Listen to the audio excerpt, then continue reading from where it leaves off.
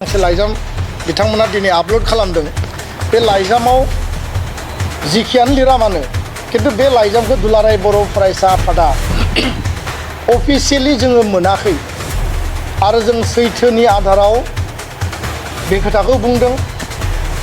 आरो बै समनि गाहाय नेहाथारि आं बै समाव आफादगिरिमोन गाहाय नेहाथारिमोन लरेन्स इस्लारि आथिखाल बिथाङा एमएलए बिथांजोंबो रायलायबाय जोङो बिथाङाबो मोनाखै आरो बे लाइजामाव कुनु रिसिप्ट कपिबो गैया हयथ' बिथांमोना लाइजामखौ लिरदोंमोन जानांगौ बा लाइजामखौ बिथांमोना ड्राफ्ट खालामदोंमोन जानांगौ किन्तु बिथांमोना जोंनो इस्यु खालामाखै बा बेखौ दैथायहराखै बिपिएफ दोलोनि जायफोर मोजां सानग्रा वेल विचार इउपिपिएल दोलोनि जायफोर वेल विचार बिथांमोननि गेजेराव मोनसे आल'सना जादोंमोन माने सरसा जिरायलायनायनि नङा जे मोननै बड'लेण्डनि राजखान्थि दोलोआनो ज' लोगो नांनानै सरकार दाजायो नामा किन्तु बेयो बास्तबाव बे कार्यकरि जायाखै आल'सनायाव खोथा बाथ्रा मबाइल टेलिफनावल' बे जादों जेखि जाया मानो दुलाराय बर' फरायसा आफादा बे लेटारखौ जोङो मोनाखै अफिसियेलि बे लेटाराव रिसिप्टबो गैया आरो जोंनि माने रेकर्डआवबो बेयो गैया बिथांमोना हयथ' हरदोंमोन बहाबा बेयो मिसप्लेस जादों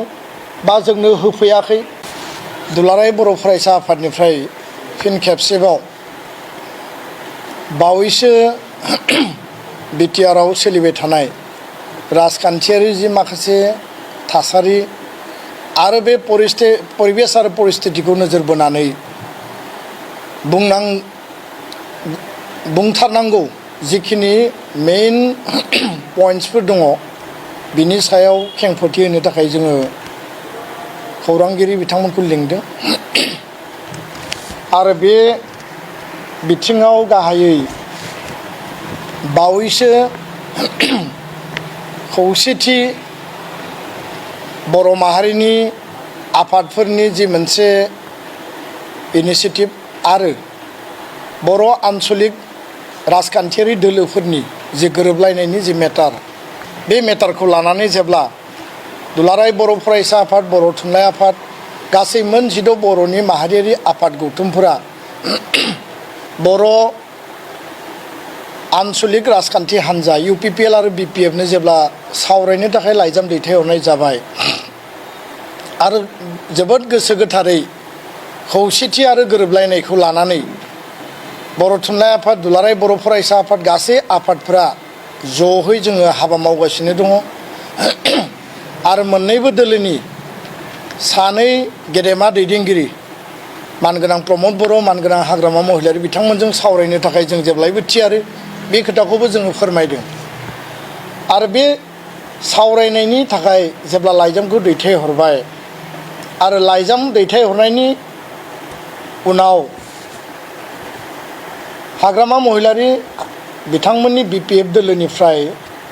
दुलाराय बर' फरायसा आफाद बर' थुनलाइ आफादनिसिम गांसे लाइजाम दैथायहरफिनदों बे खोथाखौबो जोङो 9 आगस्टआव बड'फा हाउसआव खौरांगिरि मेलनि गेजेरजों गुवारै गोथौयै जोङो फोरमायदों आरो बिथांमोना जि लाइजामखौ जोंनो दैथायहरदोंमोन बे लाइजामाव जिखिनि खोथा लिरनाय दङ जों बेखौ दाबो खेंफोरथि बा बिनि सायाव जोङो रावनोबो जों फोरमायाखै बेखौ जोङो जोंनि गेजेरावनो लाखिनानै दोनदों नाथाय जोङो बे लाइजामनि आधाराव फिन खेबसेबाव आरोबाव जोङो दैथायहरदों जे हाग्रामा महिलारि बिथांजों जों थोंजोङै सावरायनो लुबैयो हास्थायो आरो बे माहारियारि आफादफोरनि मोनसे लुबैनाय बुजाबुजिया मा लेभेलाव जागोन खौसेथिया मा लेभेलाव जागोन बे उननि बाथ्रा किन्तु सावरायनो जे हास्थायो लुबैयो जों बेखौ फोरमायदों आरो 12 दिनैनि बे सानखौ 12 आगस्टखौ जोङो मोनसे सम मोनसे होनानै जोङो खावलायहरनाय जादों आरो बिनि गेजेरावनो इउपिपिएल दोलोनि आफादगिरि बिटिआरनि आथिखालनि चिफ प्रमद बर' बिथां आरो बिथांमोननि दोलोनिनो आसामनि केबिनेट मन्त्रि उरखावगोरा ब्रह्म बिथांमोना सानैबो 10 आगस्ट 10 आगस्टआव फैनानै बड'लेण्ड गेस्ट हाउस हाउलियाव प्राय 2 घन्टा मोन 16 बर'नि गेदेमा माहारियारि आफादनि आफादगिरि गाहाय नेहाथारि बिथांमोननि दैदेनगिरिजों खौसेयै जों जयै रायलायदों बे रायलायनायाव मा जाखो मा जायाखै जोङो खौसेयै मोन 16 आफादा साननै सानथामनि उनाव सावरायफिननानै जोङो बेखौ फोरमायगोन दा खोथाया जाबाय मा आं बेखिनि रेफारेन्सखौ बेखायनो लाबोनांबाय जे नैबे लाइजाम बे लाइजामा जाहैबाय फेसबुकनि गेजेरजों बेयाव इउनाइटेड निउसनि गेजेरजों ओंखारदों आरो BPF दोलोनिनो सासे दैदेनगिरि माने बिबानगिरि बिथांमोननि पेजनिफ्रायबो बियो आपल'ड जादों जे 2020 सननि 23 डिसेम्बराव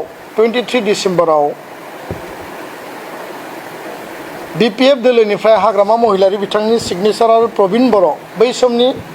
मावफुं गाहाय नेहाथारि BPF आरो UPPLआ जथायै BTCआव सरकार दानायनि सायाव सावरायनो बा मदद खालामनो हांख्रायनानै गांसे लाइजाम दुलाराय बर' फरायसा आफादनि आफादगिरि आरो गाहाय नेहाथारि बड'फा हाउस एड्रेस होनानै बिथांमोना जोंनो लिरनानै हरदों। दा बे लाइजामाव गोबां खोथा दङ अलरेडि बे ससियेल मिडियायाव आपल'ड जाबाय। खोथाया जाहैबाय जे मेल मिटिंआव खौरांगिरि बिजोङाव दिनैनि समाव हाग्रामा महिलारि बिथांजों लोगोसे BPF दोलोनि दैदेनगिरिफ्रा बुंबाय थादों जे बै समावनो दुलाराय बर' फरायसा आफादनो खौसेथिनि थाखाय लाइजाम हरनाय जादोंमोन किन्तु बिथांमोना बे समाव गोसो होआखैमोन होननानै। दा खोथाया जाहैबाय जे 7 आरो 10 डिसेम्बराव 2020 कभिडनि उनाव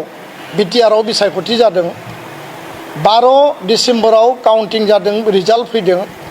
आरो 15 डिसेम्बराव जों जिखौ नुदों UPPL दोलो BJP आरो GSP लोगो नांनानै बिथांमोना भट टेकिं लानानै सरकार दादों आरो बिनि उनाव हाग्रामा महिलारि बिथांनि पार्टिया जिहेतु मोन 17 मोनदोंमोन सिंगल माने लार्जेस्टमोन बिथांमोना मेजरिटि मोनाखै बा मेजिक नाम्बार मोनाखै किन्तु सिंगल लार्जेस्ट आरो बे हिसाबै बिथांमोना गुवाहाटी हाइकर्टआव बिथांमोना PIL होदोंमोन बा केस होदोंमोन पिटिशन आरो बे पिटिशननि आधाराव 26 डिसेम्बर 2020आव गुवाहाटी हाइकर्टआ फ्लोर टेस्टनि थाखाय मोनसे दिन थिक खालामनानै होनाय जादोंमोन। दा खोथाया जाहैबाय बिनि गेजेरावनो 15 तारिखआव भट टेकिं लाबाय, 26 तारिखआव हाइकर्टआ फ्लोर टेस्टनि थाखाय दिन होबाय। 23/12/2020आव गांसे लाइजाम बिथांमोना दिनै आपल'ड खालामदों। बे लाइजामाव जिखियानो लिरा मानो किन्तु बे लाइजामखौ दुलाराय बर' फरायसा आफादा अफिसियेलि जोङो मोनाखै आरो जों सैथोनि आधाराव बे खोथाखौ बुंदों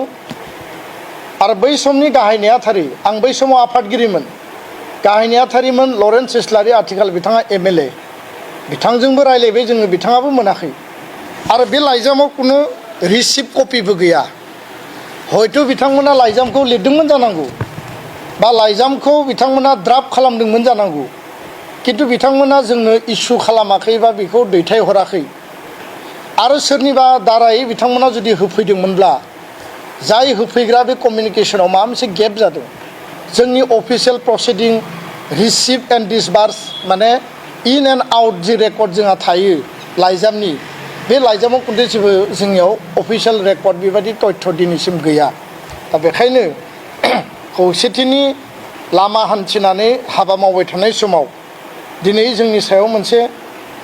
ब्लेम लाबोनो नागिरदों जे जोङो बै समावनो खौसेथिखौ नागिरदोंमोन नाथाय एबसुआ बे खौसेथिखौ जोगारदोंमोन होननानै दुलाराय बर' फरायसा आफादा हारिनि सार्थआव 25 लाख BTR रायजो राजानि बर' हारिनि अस्तित्व आरो जातीय सार्थआव जातीयताबादनि सार्थआव जों मालाबाबो रावखौबो थगायबोफेरनाय खोथा गैया। किन्तु बेबो सैथोदि BPF दोलोनि जायफोर मोजां सानग्रा वेल विचार UPPL दोलोनि जायफोर वेल विचार बिथांमोननि गेजेराव मोनसे आल'सना जादोंमोन माने सरसा जिरायलायनायनि नङा जे मोननै बड'लेण्डनि राजखान्थि दोलोआनो ज' लोगो नांनानै सरकार दाजायो नामा किन्तु बेयो बास्तबाव बे कार्यकरि जायाखै आल'सनायाव खोथा बाथ्रा मबाइल टेलिफनावल' बे जादों। जिखि जाया मानो दुलाराय बर' फरायसा आफादा बे लेटारखौ जोङो मोनाखै अफिसियेलि बे लेटाराव रिसिप्टबो गैया आरो जोंनि माने रेकर्डआवबो बेयो गैया। बिथांमोना हयथ' हरदोंमोन बहाबा बेयो मिसप्लेस जादों बा जोंनो होफैयाखै बा बिथांमोना हरनो होननानै ड्राफ्ट खालामदोंमोन किन्तु बेखौ होफैनाय जायाखै। गोबां कारन थानो हागौ बिनि स्पष्टीकरणखौ जों होबाय दाबो दिनैबो दुलाराय बर' फरायसा आफाद बर' थुनलाइ आफाद मोनजिद' आफादा हाग्रामा महिलारि BPFनि मानगोनां आफादगिरि बिथांजों सावरायनो थाखाय जोङो नेनानै दङ जोङो जेब्लायबो थियारि जिहेतु जों बिथांमोननो लाइजाम हरदोंमोन आरो UPPL दोलोनि आफादगिरि बिथाङा जोंजों सावरायबाय मा सावरायखो बे खोथाखौ लानानै गासै 16 आफादासो निर्धारन खालामगोन आरो बेयाव जोङो ज'है जुथुमफिननानै उनाव जोङो रायजो राजानो मिथिहोगोन बे मोनसे बिथिं ना दुलाराय बर' फरायसा आफादा जेब्लाबो सैथो आरो मोनसे बिश्वासनि आधाराव खामानि मावबोदों आरो मावगासिनो दङ 2024 सनाव खौसेथिखौ लानानै जेला खोथा बाथ्रा सावरायनाय जादोंमोन ब्रैथि खेबनि थाखाय बिभिन्न लेयाराव बिभिन्न फेसाव हाग्रामा महिलारि आरो UPPL दोलोनि दैदेनगिरि बिथांमोनजों एबसुआ सावरायदोंमोन आरो मोन्नैबो दोलोनि दैदेनगिरिफोरा गावबा गावनि लेभेलावबो सावरायदोंमोन फैयै फैयै 2024 नि डिसेम्बर दानाव बेयो थाबथादों दिनै बे सावरायनायाव स्वयं रिहन दैमारि BPF दोलोनि सासे दैदेनगिरि बारग' मन्त्रि आरो उदालगुरि विधानसभा समष्टिनि बारग' MLA बिथाङाबो गाव स्वयं बै समाव रायलायनायाव आग भाग लादोंमोन इमानुएल मुसाहारि रिहन दैमारि रबिनसन मुसाहारि खाम्फा बरगयारि रबिराम नार्जारि साबा मेन दैदेनगिरि आरो बिनि गेजेराव रिहन दैमारि बिथाङा आंजोंबो आलादायै रायलायदों जे खौसे जायोबा मोजां आरो खौसेयै जोङो हान्थिलांनो हायोबा जोंनि जि जेंना जोंनि जि भुल बुजाबुजि आरो BTR खौ आन्सलिक दोलोआ मजबुतै सामलायलांनांगौनि थाखाय जोङो रोखायै हाबा मावलांनो हागोन बे खोथाखौ रिहन दैमारि आंनि सिगाङाव बुंदों आरो दिनै फैयै फैयै जि 2024 नि डिसेम्बर दानाव जि थाबथानाय बा थाद'नाय बियो 2025 नि एप्रिल मे दाननिफ्राय इलेक्शनियारिं जि माने मेल मिटिङाव हाग्रामा महिलारिया बारम्बार मोनसे खोथाखौनो रिपिटेडलि बुंबाय थादों जे बै समाव बिथांमोननो मोननै दोलोआ नांलाय खमलाय जानानै बे प्रसेस बे जि थासारिखौ नस्थ' खालामबाय जों आरो बेयाव आवगायासै एबसुआ जोङो सेफ डिस्टेन्सआव जोङो अबजारभेसन खालामनानै थाबाय किन्तु हाग्रामा महिलारि बिथाङा 100 टाइम्स बिथाङा बुंबाय जे दिपेन बर' आरो एबसुआ फैनानै बा खाम्फा बरगयारि बिथाङा फैनानै आंजों सावरायदोंमोन जि सावरायनायाव रबिराम नार्जारिबो दङमोन खनिन बसुमतारिबो दङमोन जे एबसुआ आंनियाव दायित्व लानानै थांदोंमोन हाग्रामा महिलारि आरो प्रमद बर' मोननै दोलोनि आफादगिरि मुरब्बीजों बिथांमोना जिरायहोगोन मोनसे टेबोलाव होननानै आंनियाव बुंनानै थांदोंमोन बे खामानिखौ एबसुआ दिनैबो मावाखै दिनैसिमबो मावनो हायाखै आरो एबसुआ मावोबा मोजां आङो आसाबादि होननानै बिथाङा फोरमायदों आरो बे एखे खोथाखौ बर' थुनलाइ आफादनि आफादगिरि गाहाय नेहाथारिजों सावरायनाय समावबो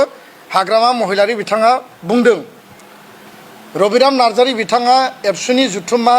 दतमायाव जेला जोंनियाव बाहागो लाहैयो हाग्रामा महिलारि बिथाङा जे गावनो मेसेज हरदों जे एबसुजों बिथाङा जि रायलायदोंमोन बेखौ एबसुआ आवगायफिननांगौ होननानै रबिराम नार्जारि बिथाङाबो जोंनो फोरमायदों दिनैनि समाव हाग्रामा महिलारि बिथाङा रिपिटेड टाइम्स बुंनायखायसो दुलाराय बर' फरायसा आफादा बे थाद'नानै थानाय जि प्रसेसखौ फिन आवगायफिननांगौ आवगायफिनजायो नामा बेखौ साननानै 13 जुलाइआव बर' माहारियारि आफादफोरखौ लिंनानै सावरायदों आरो 3 आगस्टआव सावरायदों बयबो एकमत बुंदों जे खौसे आरो गोरोबलायनाया जानांगौ मा आधाराव बुजाबुजि जागोन बोरै आवगायगोन बे उननि खोथा किन्तु सावरायनाया जानांगौ आरो बेखायसो लाइजाम हरदों जोङो